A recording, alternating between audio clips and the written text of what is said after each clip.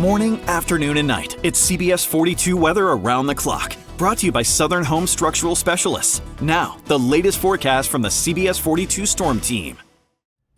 I'm 13 meteorologist Michael Haynes. The heat continuing this Friday afternoon. The highs in the 90s, between around 93 to 96. That's well above average as we wrap up the last weekend of summertime. Still feeling more like midsummer, along with the chance for a few hit-and-miss showers. And we do need the rain for more reasons than one. Not only do we have drought conditions ongoing, but air quality alert in the orange category. That means those with respiratory issues, limit your time outdoors. Stay inside the best you possibly can, because we just don't have enough rainfall or a front moving through to clear this air out. And over the weekend, there will be a few hit-and-miss showers and storms, both Saturday and Sunday, but not a soaking rain by any stretch. That's good news for outdoor plans as far as the rain chances, but bad news with the temperatures because it will remain awfully hot. At least the morning lows will remain fairly comfortable due to the lower humidity we have. We cool off in a hurry, but we also heat up very quickly.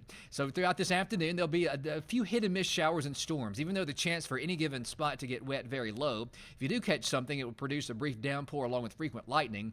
Then heading in late tonight, early tomorrow morning, we are dry. Then during the day tomorrow, almost a carbon copy of what we have ongoing today. Highs low to middle 90s, especially over West Alabama, lower 90s over the eastern part of the state. And then dipping down into the lower 80s and just past sunset tomorrow evening. So for the high school football games tonight, starting out hot, but dropping to much more tolerable levels. Certainly by halftime in the low 80s and then the 70s into the fourth quarter. And any chance for rain mainly during the first half, but even then overall low for any given spot. UAB on the road tomorrow against Tennessee in Knoxville, 81 degrees, so cooler over that, as you would imagine, over the eastern part of Tennessee than what we have here. Sanford on the road against Western Carolina in the upper 70s. With a few hit-and-miss storms.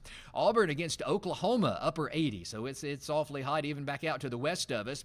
Jack State at home against Murray State. Of course, this is a homecoming game for Jack State at 6 o'clock, starting out in the 80s, but dropping down through the 80s and eventually the upper 70s by the end of the game. Tropical storm Gabrielle in the Atlantic will continue to move off to the northwest and making an abrupt turn to the northeast. No impact at all for the East Coast, certainly not for the Gulf. And our big story here through the weekend will be the heat. Now, the pattern will begin changing a bit heading into next week. That will allow some additional storms just becoming a bit more numerous, still hit and miss in nature, and also the temperatures dipping back down into the middle 80s to upper 80s, still just a notch above average, but not as hot compared to what we've had in recent days.